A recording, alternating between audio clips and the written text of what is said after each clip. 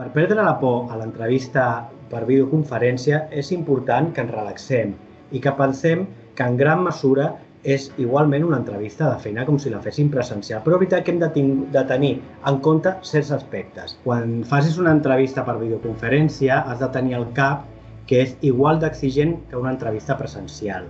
També has de tenir en compte que estàs en un espai que coneixes i això pot anar al teu favor. No la subestimis i prepara-te-la molt bé. Has de tenir molt clar tots els aspectes tecnològics a tenir en compte. Per exemple, una bona connexió Wi-Fi, si cal, has de connectar-te amb el cable de xarxa.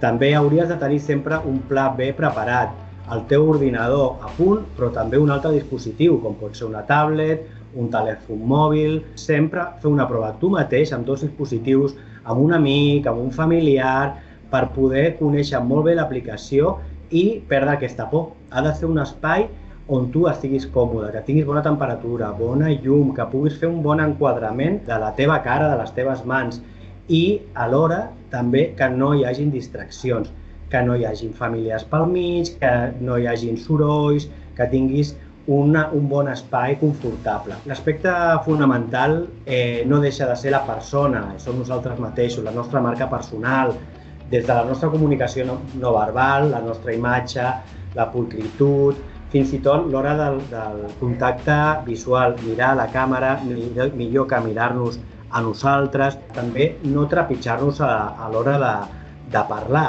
i sempre intentar esperar uns segonets a l'hora de rebre la resposta del nostre entrevistador o entrevistadora. També hem de parar atenció al nostre aspecte, des de la vestimenta, que s'avingui molt bé amb l'empresa i amb el perfil que s'està buscant, des de qüestions com el maquillatge, com les ulleres, que estiguin netes, que no facin cap reflexe.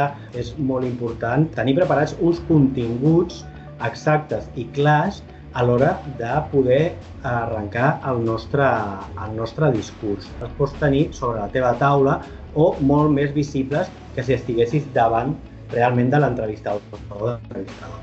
Prepara't preguntes com si anessis realment a la mateixa entrevista de manera presencial. Evita distraccions.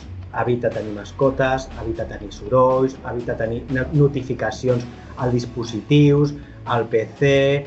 Tingues una habitació sempre amb una porta tancada, serà molt més segur. No et donguis per acabada l'entrevista fins que no has donat el botó d'apagar l'entrevista. Per què? Perquè moltes vegades ens podem aixecar, se'ns pot veure d'esquena, podem dir alguna paraula que no sigui adient per l'entrevista. En definitiva, avui en dia és molt comú fer les entrevistes en aquesta modalitat.